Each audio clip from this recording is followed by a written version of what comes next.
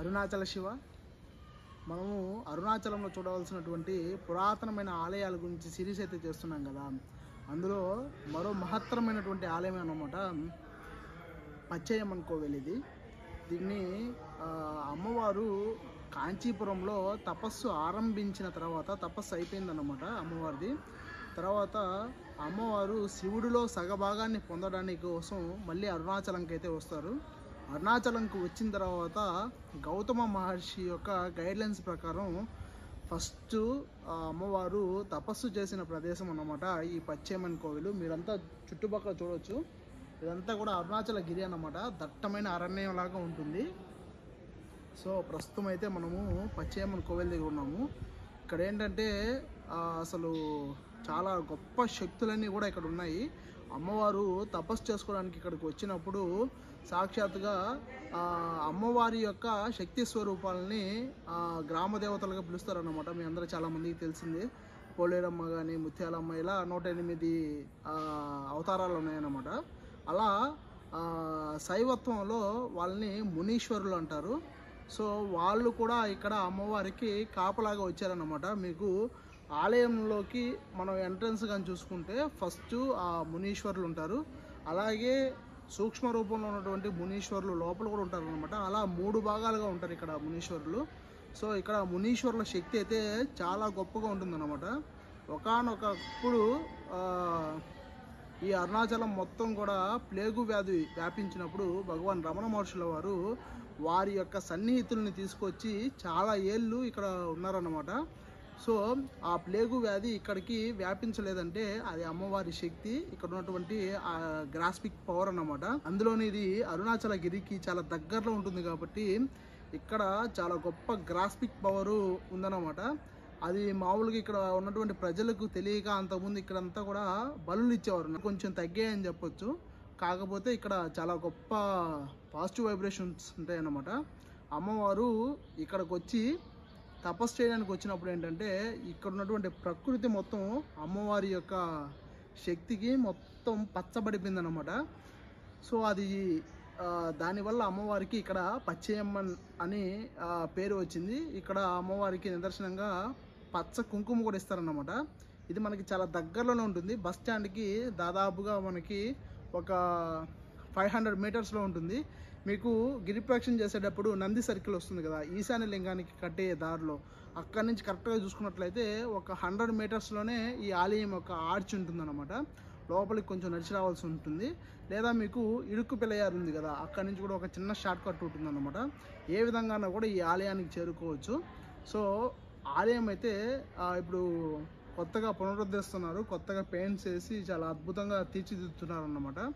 So Arunachalam వచ్చిన వాళ్ళు ఈ ఆలయాన్ని కూడా ఖచ్చితంగా దర్శనం చేసుకోండి. ఈ ఆలయము మనకు గిరి ప్రదక్షిణ మార్గంలో అన్న ఆర్చ్ ముందున్నటువంటి నంది సర్కిల్ ఉంది కదా, మీలో చాలామందికి తెలుసుంటుంది. ఇక్కడ నుండే మనకి ఈశాన్య లింగానికి కట్ అవుతామన్నమాట.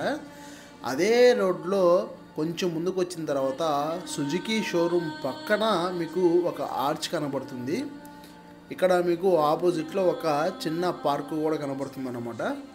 సో ఇక్కడ మీకు కనబడుతున్నది టెంపుల్ యొక్క ఆర్చ్ అన్నమాట. ఇక్కడ నుండి దాదాపుగా ఒక 300 మీటర్స్ లోపలికి కానీ వెళ్ళినట్లయితే అరుణాచల గిరికి ఆనుకొని చాలా రమణీయంగా ఉంటుంది ఈ ఆలయము. ఇది అమ్మవారు అరుణాచలంకు వచ్చి మొదటిగా తపస్సు చేసిన ప్రదేశం అన్నమాట. ఆలయం కూడా చాలా పెద్ద ఆలయము. ఇక్కడ అరుణాచలంలో ఉంటున్నటువంటి ప్రజలలో చాలామంది కుటుంబాలకు అమ్మవారే కులదైవం అన్నమాట.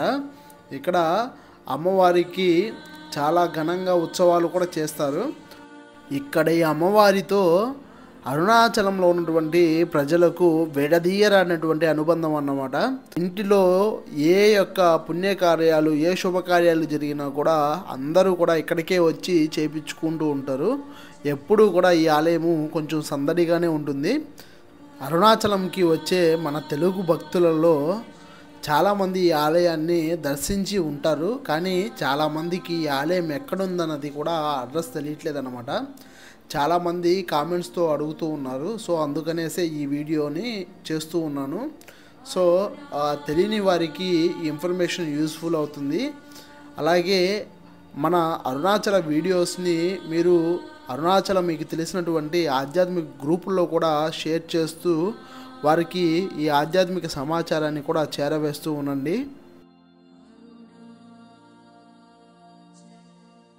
అలాగే అమ్మవారు ఇక్కడికి వచ్చి తపస్సు చేసుకునేటప్పుడు ఏంటంటే అమ్మవారి కూడా ఆ దైవతా శక్తులన్నీ కూడా ఇక్కడ ఉండిపోయాయి అన్నమాట. అది మనకి దశమహావిద్యల్లో అమ్మవార్లందరూ కూడా మనకి ఇక్కడ దర్శనమిస్తారు. అదేవిధంగా అమ్మవారి యొక్క శక్తి దేవతలైనటువంటి దుర్గా, వారాహి, చాముండి ఇలాంటి శక్తి దేవతలందరూ కూడా ఈ ఆలయంలో సూక్ష్మ రూపంలో ఉంటారన్నమాట. సో మీరు ఈ ఒక్క ఆలయంలోనే అమ్మవారి శక్తి స్వరూపాలంతా కూడా దర్శనం చేయొచ్చు. చాలా అద్భుతమైనటువంటి ఆలయము. ఎప్పుడైనా కూడా అరుణాచలం వచ్చినప్పుడు మినిమము ఒక 2 days 3 days ప్లాన్ చేసుకొని ఇలాంటి ఆలయాలన్నీ చూడడానికి ప్రయత్నం చేయండి. అలాగే మీరు ఇక్కడ తెలుసుకోవాల్సిన ఇంకో విషయం ఏంటంటే సాక్షాత్తుగా పరమశివుడే చెప్తాడన్నమాట అమ్మవారికి అరుణాచలంలో గౌతమ మహర్షి యొక్క గైడ్లైన్స్ ప్రకారం నడుచుకోమని చెప్పేసి. అమ్మవారు ఫస్ట్ అరుణాచలంకి వచ్చిన తర్వాత గౌతమ మహర్షిని కలుస్తారన్నమాట. మనకి గిరి ప్రదక్షిణ మార్గంలో ఆ గౌతమ ఆశ్రమం అని చెప్పేసి ఉంటుంది మీకు. సో అది కూడా ఖచ్చితంగా దర్శనం చేయండి. తర్వాత అమ్మవారు ఇక్కడికి ఆశ్రమానికి వచ్చిన తర్వాత మహర్షి అమ్మవారిని తీసుకువచ్చి అరుణాచలం యొక్క వైభవాన్ని వర్ణిస్తారన్నమాట. అరుణాచలం ఎంత గొప్పది అన్న విషయాన్ని సాక్షాత్తుగా అది స్వామివారే వివరిస్తారు. మీకు నేను నెక్స్ట్ సిరీస్లో చెప్తానన్నమాట. అరుణాచలేశ్వరుడు ఏ విధంగా గౌతమ మహర్షి గైడ్లైన్స్ ఇచ్చారు, తర్వాత పురాణాల్లో ఏ విధంగా అరుణాచలం గురించి ప్రస్తావించారు. అదేవిధంగా భగవాన్ రమణ మహర్షుల వారు ఇప్పుడు మనకి బయటికి మొత్తం అరుణాచలం మొత్తం బయటికి తెలిసిందంటే అది భగవాన్ రమణ మహర్షుల వల్లే అన్నమాట. తర్వాత మనకి మార్కండేయ పురాణము, వీటన్నిటిలో లింగ పురాణము, వీటన్నిటిలో కూడా అరుణాచల ప్రస్తావన చాలా దగ్గరలో వచ్చిందనమాట. అది మనకి కొన్ని డిఫరెంట్ వేస్లో ఉంటాయి. మనకి శైవ ఎల్లప్ప నావలర్ రాసిన అరుణాచల పురాణానికి సంబంధించి అవన్నీ కూడా సపరేట్ కైండ్స్ వస్తాయి అన్నమాట. నేను అవన్నీ కూడా ఒక్కొక్కటి మీకు క్లియర్గా ఎక్స్ప్లెయిన్ చేస్తాను. సో ఫస్ట్ ఆఫ్ ఆల్ ఏంటంటే ఈ అరుణాచలం యొక్క వైభవాన్ని సాక్షాత్తుగా అరుణాచలేశ్వరుడు గౌతమ మహర్షికి వర్ణిస్తారన్నమాట. వర్ణించిన తర్వాత ఈ యొక్క వైభవాన్ని అమ్మవారికి వర్ణించిన ప్రదేశం ఏదైతే ఉందో అది పచ్చయ్యమ్మని కోవిలు. మీరు అంతరాలయంలో చూసినా కూడా గౌతమ మహర్షి అమ్మవారికి ఏదో చెప్తున్నట్టు మనకి డీటీస్ ఉంటాయి అన్నమాట. లోపల అన్ని డీటీస్ కూడా లైవ్గా మనకేదో అంటే ఇప్పుడు రీసెంట్గా కుంభాభిషేకం కాదు, రీసెంట్గా ఆలయాన్ని మొత్తం పెయింట్ లేపిస్తున్నారన్నమాట. సో ఆ విధంగా చూసిన దానికి ఏమనిపిస్తుంది అంటే అసలు నిజంగా లైవ్లో అక్కడ కూర్చున్నట్టే అనిపిస్తుంది. కొన్ని డీటీస్ని చూస్తుంటే నాకే భయం వేస్తుంది అనమాట. ఇప్పుడు యాక్చువల్గా దర్శనం చేసుకుని వచ్చాము. చాలా అద్భుతమైనటువంటి దర్శనం అన్నమాట. ఆలయంలో 3 విడతలుగా వీళ్ళందరూ కూడా ఉంటారు. ఆలయాన్ని మాత్రం ఖచ్చితంగా దర్శనం చేయండి. మనలో తెలియని ఇంప్యూరిటీస్ నెగిటివ్ ఎనర్జీస్ ఏవైతే ఉంటాయో ఇక్కడికి వచ్చి అమ్మవారి దర్శనం వల్ల అవన్నీ చాలా వరకు తొలగిపోతాయి అన్నది నా ప్రగాఢ విశ్వాసం. ఎందుకంటే లోపలికి ఆలయంలోకి అడుగు పెడుతున్నప్పుడే తెలియని ఒక రోమాంచితం అయితే అవుతుందన్నమాట. సో అది కొంచెం మెడిటేషన్ అలవాటు ఉన్న వాళ్ళకైతే ఇది ఈజీగా ఈ యొక్క గ్రాస్పిక్ పవర్ని పట్టుకోగలుగుతారు. సో అది తెలియని వాళ్ళకి అవసరం లేదు. ఒక్కసారి అరుణాచలంకి వచ్చి ఈ ఆలయంలో కూడా ఒక్కసారి అడుగుపెట్టి అమ్మవారి దర్శనం చేసుకు వెళ్ళండి. ఏదన్నా మీకు తెలియని ఇంప్యూరిటీస్ కానీ మీకు తెలియని ఏదన్నా నెగిటివ్ ఎనర్జీస్ కానీ ఉంటే చాలా తొందరగా క్లియర్ అయిపోతూ ఉంటుంది. ఈ ఆలయము గిరిని ఆనుకొని ఉండడం వలన ప్రకృతి రమణీయతకు నెక్స్ట్ లెవెల్ అని చెప్పొచ్చు అన్నమాట. అలాగే ఈ ఆలయంకు ఆనుకొని దాదాపుగా మనకి 108 శక్తి తీర్థాలలో ఇక్కడ మనకి దాదాపుగా 2 తీర్థాలు ఇక్కడ దర్శనమిస్తాయి. అలాగే ఆ తీర్థాలని ఆనుకొని అరుణాచల గిరి ప్రకృతి రమణీయతతో శోభాయమానంగా వెలిగిపోతూ ఉంటుందన్నమాట. ఇక్కడ ధ్యానం చేసేవారికి చాలా గొప్ప ప్లేస్ అని చెప్పొచ్చు. చాలా ప్రశాంతమైన వాతావరణం, ఎటువంటి డిస్టర్బెన్స్ లేకుండా ఒక ఆధ్యాత్మిక అనుభూతిని అయితే ఈ ఆలయం దగ్గర మనం పొందవచ్చు. అలాగే ఈ ఆలయానికి గోశాల కూడా ఉందన్నమాట వెనకాల వైపున. అవన్నీ కూడా చూసుకొని అమ్మవారిని దర్శనం చేసుకోరండి. అమ్మవారి యొక్క శక్తి కేంద్రాలన్నీ కూడా ఈ ఆలయంలోనే ఉండడం వలన ఈ ఆలయంలో తిరుగుతూ ఉంటే మణిదీప వర్ణనలో తిరుగుతూ ఉన్నటువంటి ఫీలింగ్ అయితే నాకు అనిపించింది. చాలా అద్భుతమైనటువంటి ఆలయం అన్నమాట. ఖచ్చితంగా దర్శనం చేసుకోండి. చాలామంది ఈ ఆలయాన్ని స్కిప్ చేస్తూ ఉంటారు. సో ఈ ఆలయము మనకి అరుణాచలంలో చూడవలసినటువంటి ప్రధాన ఆలయాల్లో ఈ ఆలయం కూడా ఒకటన్నమాట. ఈ ఆలయము చాలా పురాతనమైనటువంటి ఆలయము. అమ్మవారు ధ్యానానికి తపస్సుకు కూర్చున్నప్పుడు ఏంటంటే అమ్మవారి యొక్క శక్తి కేంద్రాలన్నీ కూడా ఈ చుట్టుపక్కల సంచరించి ఉన్నాయి.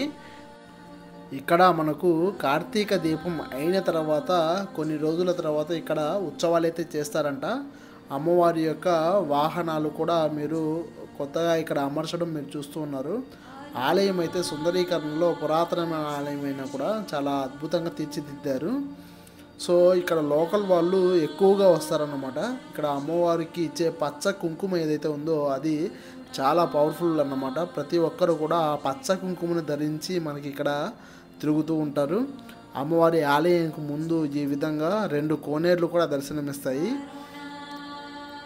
అలాగే చాలామంది గ్రామస్తులు అరుణాచలంలో ఉన్నటువంటి ప్రజలు అందరూ కూడా ఇక్కడికి వచ్చి అమ్మవారికి పుట్టెంటుకల నుండి చిన్న చిన్న ఫెస్టివల్స్ అన్నీ కూడా ఈ ఆలయంలోనే చేస్తూ ఉంటారన్నమాట. సో చాలా పురాతనమైనటువంటి ఆలయం ఇది. ఖచ్చితంగా దర్శనీయ ప్రదేశము, దర్శనం చేసుకోండి. అదేవిధంగా అమ్మవారి ఆలయానికి ముందు కొంచెం దూరం వస్తే అమ్మవారి శక్తి స్వరూపాల్లో ఒకటైనటువంటి శ్రీ కామి అమ్మన్ లేదా శ్రీదేవి అమ్మన్ అనేసి అంటారంట.